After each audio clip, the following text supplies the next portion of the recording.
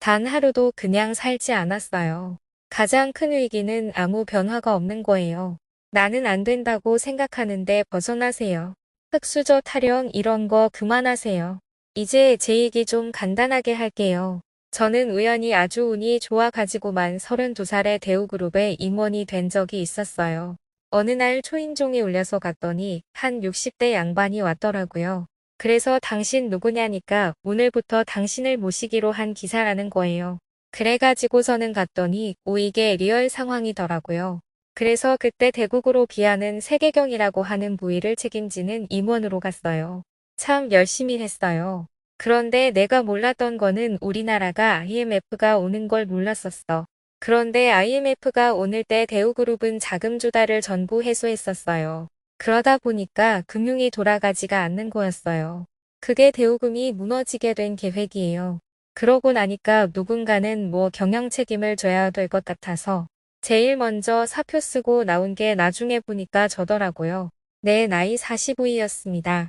그래서 45세 이제 정년퇴임을 한 거예요. 그래서 이제 취직을 하려고 했더니 그 당시 워낙 분위기가 안 좋아서 취직이 안 되더라고요. 그래서 이제 2000년 1월 1일 날인데 백수가 되는데 여러 사람들이 전화가 오는데 그렇게 처갓집 식구들이 전화를 많이 해주더라고 뭐 할 거냐고 물어보더라고요. 그래서 하여튼 생각이 있다고 했더니 그거 한 나흘 당했더니 할 수 없이 나도 사업해야 되겠다고 얘기가 나오더라고. 5천만 원 가지고 회사를 차렸어요. 그게 우리 그룹의 지주회사입니다. 근데 뭘 하려고 차린 게 아니라 일단 차린 거예요. 뭘 하려고 회사를 차린 게 아니라 그냥 차린 거예요. 그래서 출근을 딱 하면 오전 회의를 시작하는데 회의 주제가 오늘 점심 메뉴예요. 이거 보름당하고 났더니 돌겠더라고요. 그런데 제 아는 또 맨날 당신만 믿어 그렇게 하고 그때 최고로 무서운 건 은행 문 여는 거였어요. 맨날 줄 돈은 없는데 돈 달라는 사람만 있는 거야. 그때마다 사실은 놓고 싶은 생각이 많았어요. 포기하고 싶은 생각이 많았어요. 그때마다 나는 생각했던 딱 하네. 오케이 어제 됐으니까 오늘 하루만 더 살아보자. 내일은 오늘도 살았으니까 내일 하루 더 살자. 그때 그러다 보니까 어느 날 그런 생각이 듭니다. 가만히 보니까 포기하는 게 제일 쉬운 거야.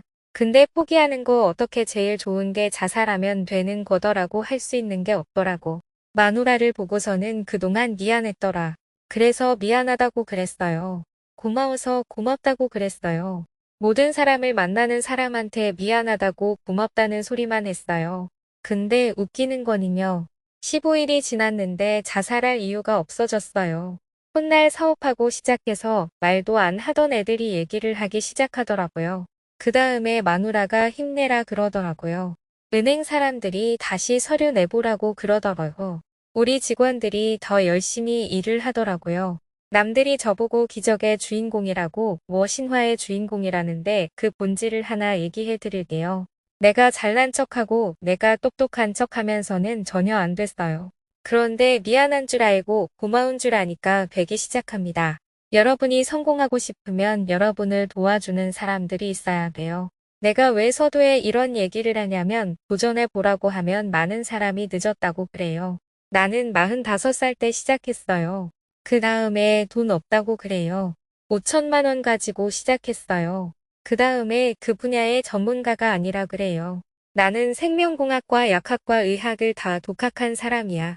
그런데 그런 거는 전부 핑계일 뿐이에요. 그게 절실절 한번 하게 돼 있어요. 제가 우리 직원들 데리고 이스탄불 갈 때 간혹 100개 딱 줘요. 그래서 이스탄불 비행할 때까지 100개는 금방 외웁니다. 그리고 이스탄불 공항에 딱 도착하면 영어하고 한국말 쓰지 마세요. 100개면은요.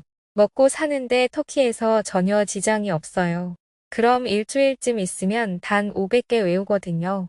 비즈니스 협상하는데 지장이 없어요.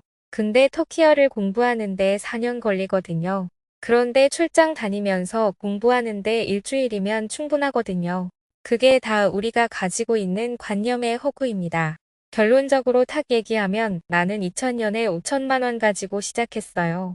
근데 내가 해보니까 5천만 원 가지고 전 세계 1등 안에 들어가는데 11년 걸리더라고요. 이게 의일까 기회일까 망설이니까 뭐가 있어요. 하다가 실패하면 다시 하면 되는 건데. 그래서 사업한 지 딱 17년 지났어요.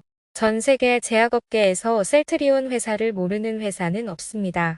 나는 이제 와서 가만히 생각해 보면 내가 성공하게 되는 가장 큰 이유는 딱 뭐냐. 이게 안 되니까 그러면 처음에는 왜 죽을 둥 살둥이 일어나느냐. 안 망하려고 하는 거야. 망하면 큰일 나니까. 단계를 넘었으면 돈 벌으려고 하는 거예요. 그 다음에 이제는 가급적이면 좀 더 큰 꿈을 꾸리려고 그래요. 그 다음에는 이제 뭐를 하기 시작하냐면 어려운 사람이 눈에 보이기 시작해요. 요새는 내가 어떤 생각하게 드냐. 제 나이가 이제 올해 진갑이 되니까 60이에요. 후배들한테 짐이 되기 전에 떠나야겠죠. 그래서 요즘에는 하루하루를 더 열심히 일하고 있습니다. 그리고 제가 듣기 가장 싫은 말은 무엇일까요? 바로 수저 타령입니다. 또한 인터넷에서 보니까 정의가 있더군요. 대표적으로 흙수저와 나무수저에 정의가 있습니다. 저희 아버님은 조그만 장사를 하셨습니다. 연탄 가게를 하셨는데 제가 중학교 다닐 때 집에 학교 오면 연탄을 배달했었습니다. 그래서 아버님, 어머님, 그리고 제 동생들도 연탄을 배달했던 기억이 있습니다. 그것도 기자촌이라는 동네에서 그 산비탈 동네였습니다.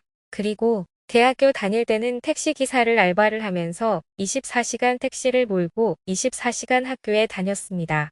그리고 대학교를 졸업할 때 4.3 만점에 4.18로 졸업하였습니다. 그러다 보니까 젊은 나이에 대우그룹의 임원이 되셨는데 사업하면서 봉급이 똑같았던 거 하나는 단 하루도 그냥 살지 않았습니다. 그래서 저는 똑똑하다 안 똑똑하다는 중요하지 않다고 생각합니다. 이것은 제 습관입니다. 생활 습관이 중요합니다. 젊은 사람들이 가지고 있는 큰 재산은 무엇일까요? 젊은 시절에 있는 하루의 시간입니다. 그 시간을 어떻게 쓰느냐가 본인의 미래를 결정하는 것입니다. 그러면 여기서 이제 여러분들한테 마지막 팁을 하나 드릴게요. 여러분이 절실해서 공부하게 된다면 전공이 뭐든 상관없습니다. 이 일이 아니면 충분히 여러분도 전문가가 될 수 있습니다. 여러분이 성공하고 싶지만 돈이 없어서 못하는 거 아니에요. 나이는 젊었을 때는 좀 더 유리하겠지만 나이도 절대적인 조건은 아니에요. 제일 중요한 것은 여러분을 도와줄 사람들이 있어야 합니다. 그러나 여러분을 도와줄 수 있는 사람들은 누구일까요? 여러분이 도와주고 싶은 마음이 들게 해야 합니다. 그러면 도와주고 싶은 마음을 들게 하는 사람은 누구일까요? 미안하면 미안한 줄 알고 고마우면 고마운 줄 알아야 합니다. 진짜 성공하고 싶다면 다른 사람이 좋아하는 사람이 되어야 합니다. 목숨을 끊을 생각을 하고 모든 걸 내려놓는다면 나도 모르게 알게 되는 법입니다. 제가 여러분들에게 말하고 싶은 것은 여러분들도 할 수 있습니다. 여러분의 생각과 행동을 바꾸세요. 생활 습관을 바꾸세요. 가장 큰 위기는 아무 변화가 없는 것입니다. 이런 변화를 맞이하는데 우리가 제일 중요하게 생각해야 될 것은 나는 안 된다고 생각하는 것입니다. 흙수저 타령 같은 것은 그만하세요. 나도 흙수저였는데 사실 한 11년 했더니 전 세계 몇백 대까지 휙 들어가 버리더라고요. 근데 한 가지 확실한 것은 전 세계 별거 아니에요. 영어 잘해야 전 세계에서 나가는 거예요. 제가 영어를 잘 못해서 나이가 있으신 분들 중 5천만 원도 없으신 분들도 계실 것입니다. 하지만 전공이 무엇이든 2년만 공부해보세요. 그 어떤 문제든 다 해결할 수 있습니다. 이 이야기는 한 남자가 성공하기까지 겪은 이야기입니다. 그는 돈이 없었고 전문가도 아니었습니다. 하지만 그는 꿈을 가지고 그 꿈을 이루기 위해 열심히 일했습니다. 그는 자신이 똑똑하지 않다는 것을 인정하고 습관과 생활 습관을 바꾸어 성공했습니다. 그는 미안한 줄 알고 고마운 줄 아는 사람이 되는 것이 중요하다고 말하며 어려운 사람들을 도와주는 것이 중요하다고 말합니다. 이 이야기는 여러분들에게 도움이 될 수 있는 좋은 메시지를 전달합니다. 셀트리온은 한국의 제약 및 바이오 기업으로 잘 알려져 있습니다. 그리고 서정진 회장은 셀트리온의 창립자이자 현재 회장으로 알려져 있습니다. 서정진 회장은 1952년에 태어나셨으며 한국에서 유명한 기업가 중 한 명입니다. 그는 2002년 셀트리온을 설립하여 회사를 성공적으로 성장시켰습니다. 셀트리온은 혁신적인 바이오의약품과 생명공학 제품을 개발하고 생산하는 분야에서 세계적으로 인정받는 기업으로 성장하였습니다. 서정진 회장은 뛰어난 비전과 리더십을 갖춘 기업가로 알려져 있으며 그의 성과와 성공적인 경영 전략은 많은 사람들에게 영감을 주고 있습니다. 그는 셀트리온을 글로벌 기업으로 성장시키는 동안 항상 혁신과 품질에 대한 엄격한 기준을 유지해왔습니다. 셀트리온의 성공은 서정진 회장의 비전과 헌신에 크게 기인한 것으로 알려져 있으며 그는 한국 기업가로서 국내외에서 큰 존경을 받고 있습니다. 그의 리더십과 기업 경영에 대한 업적은 한국 경제 발전에 기여한 사람으로 인정받고 있습니다. 감사합니다.